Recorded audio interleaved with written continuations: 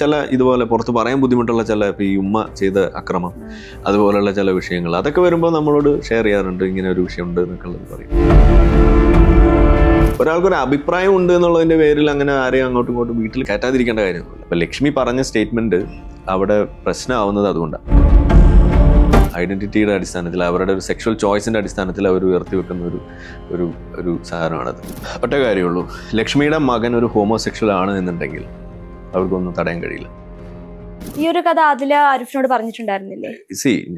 എന്നോടായിട്ട് അവര് പ്രത്യേകിച്ചൊന്നും പറഞ്ഞിട്ടില്ല, ഒരു കാര്യവും പറഞ്ഞിട്ടില്ല. അവരെന്താണോ പുറത്ത് പറയാറുള്ളത് അതിനെക്കുറിച്ചുള്ള അറിവ് എനിക്കുണ്ട്.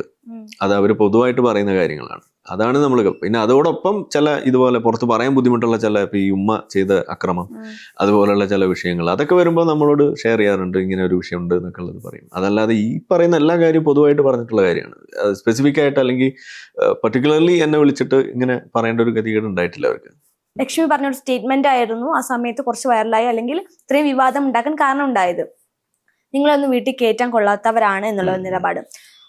നമ്മളുടെ ഒരു ജനറേഷനിൽ നിൽക്കുന്ന, അല്ലെങ്കിൽ ഈ ഒരു കാലഘട്ടത്തിന്റെ എല്ലാം മനസ്സിലാക്കുന്ന ഒരാൾ തന്നെയാണ് ലക്ഷ്മി. നമ്മളുടെ പാരന്റ്സ് ആണെങ്കിൽ അവർക്കൊന്നും അക്സെപ്റ്റ് ചെയ്യാൻ പറ്റില്ല, അവർക്ക് ഇതിനെക്കുറിച്ച് അറിയില്ല എന്ന് പറയാം. നമ്മളെ പോലെയുള്ളവർക്ക് ഇത് അക്സെപ്റ്റ് ചെയ്യണം, അല്ലെങ്കിൽ ഇതൊക്കെ പഠിച്ചു വരുന്ന ടൈമാണ്. സോ അങ്ങനെയുള്ള ഒരാൾ ഈ ഒരു സ്റ്റേറ്റ്മെന്റ് പറഞ്ഞതിനോട് ആരിഫിന് എന്താ പറയുന്നത്?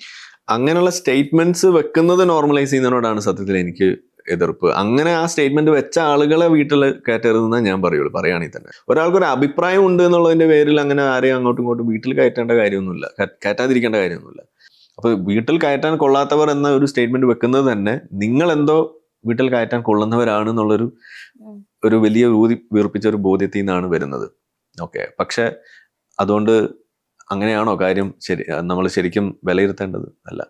ഇതേ ഒരടിയകാലത്തിൽ നിർത്തണം എന്നാണല്ലോ പണ്ട് ബ്രാഹ്മണൻ ശൂദ്രനോട് പറഞ്ഞത്. പക്ഷെ അത് അയിത്തം എന്നാണ് നമ്മൾ അതിനെ വിളിക്കുക. പക്ഷെ ഇവിടെ നമ്മൾ പറയുന്നത് എന്താണ്? അതാണ് സോഷ്യൽ ഡിസ്റ്റൻസിങ് എന്നാണ് നമ്മൾ പറഞ്ഞത്. അപ്പോൾ എവിടെയാണ് അയിത്തം വെക്കേണ്ടത് എന്നുള്ളതിന് ശാസ്ത്രീയമായിട്ട് നമ്മൾ നോക്കുമ്പോൾ അത് ചിലത് തെറ്റാവുന്നതും ചിലത് ശരിയാവുന്നതും അങ്ങനെയാണ്.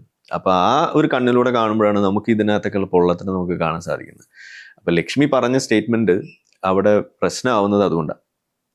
അതായത് ആ ഒരു മോറൽ സുപ്പീരിയോറിറ്റി അവിടെ ക്ലെയിം ചെയ്യാണ് ചെയ്യുന്നത്. ഒരു മോറൽ ഗ്രാൻഡ് സ്റ്റാൻഡിങ് എന്ന് പറയും. അത് അവരുടെ കർമ്മത്തിന്റെ അടിസ്ഥാനത്തിൽ എന്നൊക്കെ പറയുന്ന മാതിരി അവരുടെ ഒരു ഐഡന്റിറ്റിയുടെ അടിസ്ഥാനത്തിൽ അവരുടെ ഒരു സെക്ഷൽ ചോയ്സിന്റെ അടിസ്ഥാനത്തിൽ അവർ ഉയർത്തി വെക്കുന്ന ഒരു സാധനമാണത്. അപ്പൊ ലക്ഷ്മി പറഞ്ഞ സ്റ്റേറ്റ്മെന്റ് അവിടെ പ്രശ്നമാവുന്നത് അതുകൊണ്ടാണ്. അതിനെ നമുക്ക് നോർമലൈസ് ചെയ്യാൻ പറ്റില്ല. അത് ശരിയായ നിലപാടല്ല എന്നുള്ളത് തന്നെയാണ്. ലക്ഷ്മി അതിന്റെ ഇടയ്ക്ക് പറയുന്ന ഒരു കാര്യം, എന്റെ മകൻ കാണുന്ന ഷോയാണ്, അല്ലെങ്കിൽ ഈ ഒരു കാര്യത്തെ സപ്പോർട്ട് ചെയ്ത് ഒരുപാട് പേര് വന്നിട്ടുണ്ടായിരുന്നു. മക്കള് കാണുന്ന ഷോയാണെന്ന് പറയുന്നവര് ഇങ്ങനെയാണ് പറയുന്നത്: എന്റെ മകൻ അല്ലെങ്കിൽ എന്റെ മകൾ ഇത് കാണുമ്പോൾ അമ്മ ഇവരാരാണ്, ഇവർ രണ്ടുപേരും സിസ്റ്റേഴ്സ് ആണോ എന്ന് ചോദിക്കുമ്പോൾ എന്ത് മറുപടി പറഞ്ഞു കൊടുക്കും അവർക്ക് എന്നുള്ളൊരു ക്വസ്റ്റ്യൻ പലരിൽ നിന്നും ഉയർന്നു വരുന്നുണ്ട്. നമ്മൾ എന്തായിരിക്കും അവർക്ക് പറഞ്ഞു കൊടുക്കുക? ഒറ്റ കാര്യമുള്ളൂ, ലക്ഷ്മിയുടെ മകൻ ഒരു ഹോമോസെക്ഷൽ ആണ് എന്നുണ്ടെങ്കിൽ അവർക്കൊന്നും തടയാൻ കഴിയില്ല, ഒരിക്കലും ഇല്ല.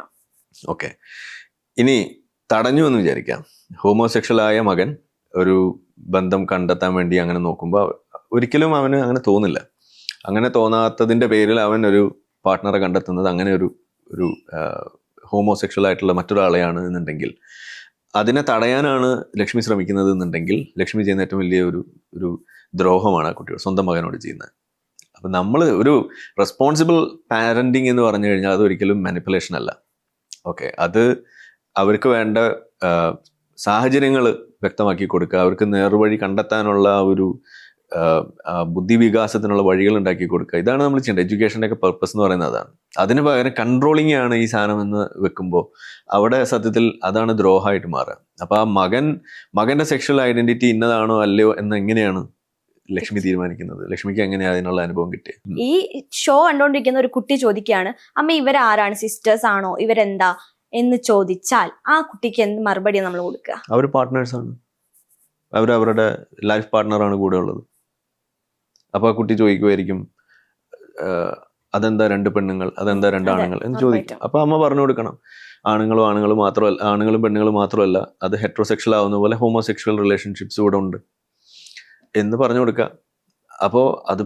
അപ്പോൾ അങ്ങനെ പറഞ്ഞു കൊടുത്തു എന്നതിന്റെ പേരിൽ ഈ കുട്ടി ഉടനെ ഹോമോസെക്ഷൽ ആവാൻ പോകുന്നുണ്ടോ? അങ്ങനെയല്ലല്ലോ. അതേസമയം ആ ഹോമോസെക്ഷൽ ആകാനുള്ള എന്തെങ്കിലും ബയോളജിക്കൽ ട്രൈറ്റ്സ് ആ കുട്ടിയിലുണ്ടെങ്കിൽ ഹെട്രോസെക്ഷൽ ഇത് മാത്രമേ കാണുന്നുള്ളൂ എന്നുണ്ടെങ്കിൽ പോലും ഹോമോസെക്ഷൽ ആവും.